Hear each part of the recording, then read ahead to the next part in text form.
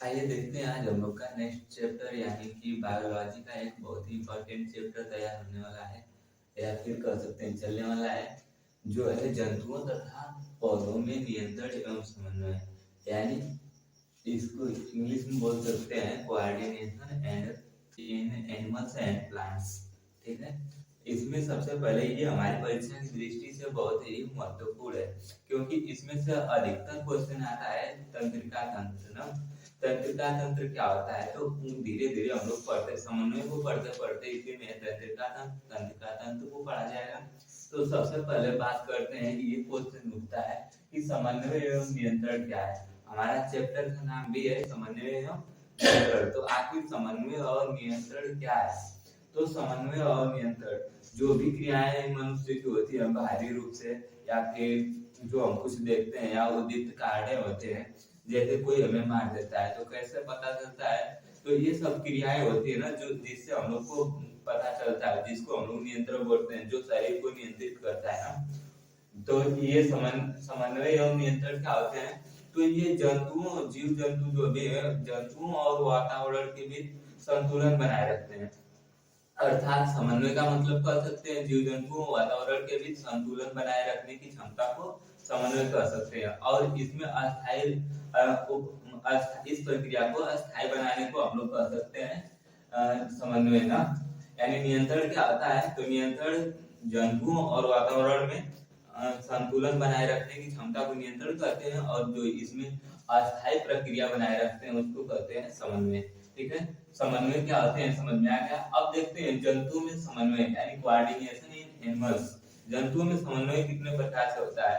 सबसे पहले बात करें तो जंतु कितने प्रकार के होते हैं? दो। एक तो होता है एक कोशिकीय जंतु और दूसरा बहुकोशिकीय जंतु। ठीक है, तो एक कोशिकीय जंतु किसे कहते हैं? एक कोशिकीय जंतु उसे कहते हैं जिनकी केवल एक कोशिकाएं होती है ना, अर्थात वे जीव जिनको हम अपनी नग्न आंखों से नहीं देख सकते हैं, एक कोशिकीय जीव कहलाते हैं। ठीक, तो यहाँ पर देखिए आगे देखते हैं एक कोशिकीय जंतुओं में समन्वय, उनमें समन्वय कैसे होता है। तो सबसे पहले समन्वय जो एक कोशिकीय जीव होते हैं उनमें समन्वय दो प्रकार से होता है, स्वीकारात्मक यानी आकर्षण अनुक्रियाएं। आकर्षण अनुक्रियाएं क्या होती हैं? वे जीव जो किसी चीज को देखकर उसकी ओर आकर्षित होते हैं ना, यानी किसी चीज को देखकर उसकी ओर आकर्षित होना आकर्षण क्रियाएं होती हैं। जैसे हम बात कर लें भोजन, जब भी भोजन को रख देते हैं तो वहां पर बहुत छोटे छोटे कीट जीवाणु कीटाणु सब आ जाते हैं ना, जो क्या करते हैं उस पर अट्रैक्ट होते हैं यानी आकर्षित होते रहते हैं। तो ऐसे जीवों को हम लोग बोल सकते हैं स्वीकारात्मक या आकर्षण अनुक्रियाएं, जो क्रियाएं उस पर दिखाए उसको ना। फिर इसके बाद दूसरा आता है नकारात्मक या विकर्षण अनुक्रियाएं। नकारात्मक या विकर्षण अनुक्रियाएं, जैसे कुछ जीव या फिर जितने भी जीव है वो ताप और आग को देखकर अगर आवश्यकता से अधिक हो तो दूर भागने लगते हैं ना, तो दूर भागने लगते हैं। तो इसमें क्या होता है प्रतिकर्षण होता है, जिसे हम लोग विकर्षण भी कहते हैं। तो एक इनमें क्या होता है, हम लोग पढ़े एक कोशिकीय जंतु, तो एक कोशिकीय जंतु भी यानी नकारात्मक विकर्षण क्रियाएं किस प्रकार करते हैं, जैसे विद्युत ताप और इसके विद्युत के कारण इससे दूर रहते हैं ना। ये हो गया उनकी नकारात्मक और विकर्षण अनुक्रियाएं। फिर पहला तो हम लोग पढ़ चुके एक कोशिकीय जंतु, दूसरा पढ़ते हैं बहुकोशिकीय जंतु। बहुकोशिकीय जंतु क्या होते हैं, यानी एक कोशिकीय जंतु जिनको हम अपनी आंखों से नहीं देख सकते हैं, उनको छोड़कर जितने भी जंतु आप अपनी आंखों से देखते हैं उनको बोलते हैं बहुकोशिकीय जंतु। यानी जो वे जीव जिनका शरीर बहुत सारी कोशिकाओं सेल्स से मिलकर बना होता है उसको बोलते हैं बहुकोशिकीय ना। तो बहुकोशिकीय हो गया, जिसको हम लोग इंग्लिश में बोलते हैं coordination in multicellular in animal. ठीक है, इसमें आते हैं जंतु जो बहुकोशिकीय जंतु होते हैं उनमें दो प्रकार का समन्वय होता है। दो प्रकार है ना। सबसे पहले जान लेते हैं कि बहुकोशिकीय जंतु में समन्वय यानी ये क्या होता है, तो ये जो अपने बाह्य स्थिति वातावरण से जो भी मतलब प्रतिकूल या अनुकूल परिस्थितियां हैं उसको समन्वय किए रहते हैं, बनाए रखते हैं, उसको बोलते हैं हम लोग जंतु में समन्वय। ये दो प्रकार से होते हैं। एक तो तंत्रिका समन्वय। तंत्रिका समन्वय का मतलब नर्वस कोऑर्डिनेशन। नर्वस यानी नर्वस सिस्टम हम पढ़ते हैं ना, नर्वस सिस्टम यानी उसमें तंत्रिका तंत्र मेरुरज्जु सब आ जाते हैं जो हमारे शरीर को आंतरिक रूप से नियंत्रित करते हैं। इसके बाद रासायनिक समन्वय। रासायनिक समन्वय का मतलब होता है हमारे शरीर के अंदर जो भी क्रियाएं हो रही है उस पर नियंत्रण कौन रखता है ना, जिसको हम लोग बोलते हैं केमिकल कोऑर्डिनेशन। तंत्रिका समन्वय और रासायनिक समन्वय, यानी हम लोग पढ़े थे nervous coordination and chemical coordination. तो देखते हैं तंत्रिका समन्वय क्या होता है। तंत्रिका समन्वय मतलब तंत्रिका तंत्र ना, तंत्रिका तंत्र जो समन्वय करता है, यानी हमारे शरीर के आंतरिक भागों पर नियंत्रण कौन रखता है, तंत्रिका तंत्र रखता है ना। तंत्रिका समन्वय क्या होता है, तो जैसे शरीर का अपनी तंत्रिका कोशिकाओं और तांत्रिक सूत्रों द्वारा शरीर में होने वाली कायिक विधियों या फिर कायिक व्यवहार या शारीरिक व्यवहार जो भी उस पर नियंत्रण रखता है उसको बोलते हैं तंत्रिका तंत्र या तंत्रिका तंत्र समन्वय ना। अब तंत्रिका तंत्र हमारे शरीर पर समन्वय रखता है तो किस प्रकार से रखता है, तो ये दो प्रकार से रखता है ना। एक तो होता है शरीर के आंतरिक अंगों के अनुकरण कार्यों के नियंत्रण में। शरीर का आंतरिक आंतरिक का मतलब जो अंदर है, जैसे हो गया आपका किडनी हो गया, लीवर हो गया, फेफड़े हो गए, ये सब क्या करते हैं शरीर के आंतरिक भागों को। जैसे फेफड़े क्या करता है, ऑक्सीजन और ब्लड को हमेशा इधर उधर फिल्टर करता रहता है। किडनी क्या करती है, ब्लड को फिल्टर करती है।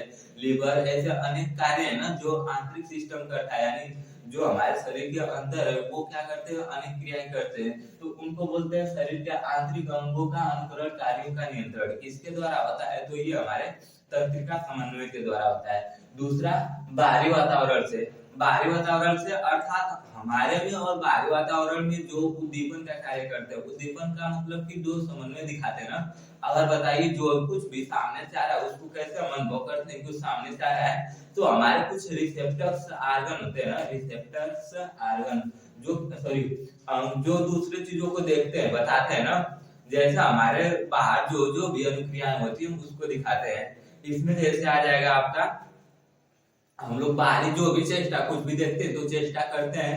जैसे कभी कभी धूप होता है तो पसीना निकलने लगता है, क्यों निकलता है, क्योंकि हमें गर्मी लगती है। तो ये सब जो बाहरी नियंत्रण रखते हैं उसको बोलते हैं बाहरी वातावरण से ना, यानी बाहरी वातावरण में समन्वय। अर्थात हम लोग समझ चुके हैं कि जंतुओं में तंत्रिका समन्वय किस प्रकार होता है, यानी नर्वस कोऑर्डिनेशन एनिमल। तो दो प्रकार कर सकते हैं, एक तो शरीर के अंदर और दूसरा शरीर के बाहर। शरीर के अंदर किस प्रकार से, तो फेफड़ा हो गया, लीवर हो गया, किडनी हो गया, ये सब शरीर के आंतरिक भागों को। जैसे फेफड़ा क्या करता है, वायु जो ऑक्सीजन उसको ब्लड में लाकर ब्लड को फिल्टर कर देता है। इसके बाद किडनी ब्लड से अपशिष्ट पदार्थों को बाहर छानती रहती है। अब जो भी मतलब की रहते हैं, ये लीवर को क्या करता है, भोजन को पचाने में सहायक होता है। जो आंख होती है वो भोजन को पचाने और अवशोषण में सहायक होती है ना। तो ये जितनी भी क्रियाएं होती है वो आंतरिक समन्वय में आ जाती है, यानी तांत्रिक समन्वय के शरीर के आंतरिक अंगों के अनुकरण के अनुसार होता है ना। अब बाहरी अंगों के अनुकरण के अनुसार क्या होता है, जैसे हम लोग किसी चीज को देखते हैं, यहाँ कोई बहुत बहुत अच्छा चीज है तो ऐसा लगता है कि बहुत आनंद आ रहा है ना, तो ऊपर से शरीर भी प्रफुल्लित हो जाती है, जिसको हम लोग क्या बोलते हैं, ये बाहरी चेष्टाएं जितनी भी होती है सब बाहरी वातावरण से हो जाएगा। अब पढ़ते हम लोग ग्राह्य अंग। ग्राह्य अंग यानी रिसेप्टर आर्गन्स। ग्राह्य अंग का मतलब जो बाहरी अंगक्रियाएं हो रही है ना, यानी बाहर हम लोग देख रहे हैं धूप है या छांव है या फिर बच्चे खेल रहे हैं या कुछ भी हो रहा है या फिर कोई आ जा रहा है ना, तो इनका हमें ध्यान कौन दिखाता है, या खूब तेज से हवा चल रही है या धीरे धीरे हवा चल रही है तो कौन बताता है हमें, तो ये जो भी हमारी ज्ञान इंद्रियां है, ज्ञान इंद्रियां 5 होते हैं जिसको हम लोग रिसेप्टर्स आर्गन बोलते हैं ना। ये बाहरी चीजों को या फिर बाहरी जो भी क्रियाएं होती है वो हमारे शरीर में बताती है, यानी ग्रहण करती है, रिसेप्ट करती है। जैसे हमारे ये 5 रिसेप्टर्स यानी ज्ञान इंद्रियां कौन कौन सी है, आंख, कान, नाक, जीभ और त्वचा, यानी जो भी स्किन है वो भी कार्य करती है ना। गर्मी ठंडी कौन महसूस करता है, त्वचा महसूस करती है। किसी चीज को देखने में सहायक कौन होता है, आंख होती है। सुनते हैं किसी बात को या किसी चीज को, कान होता है। या फिर किसी चीज को सुनकर पता लगाना चाहिए तो नाक काम करती है। यानी जितने भी हमारे शरीर को बाहर से अंदर जो भी ज्ञान या फिर जो भी प्रक्रिया मिलता है वो सब ग्राह्य अंग द्वारा यानी रिसेप्टर आर्गन के द्वारा होता है। ठीक है।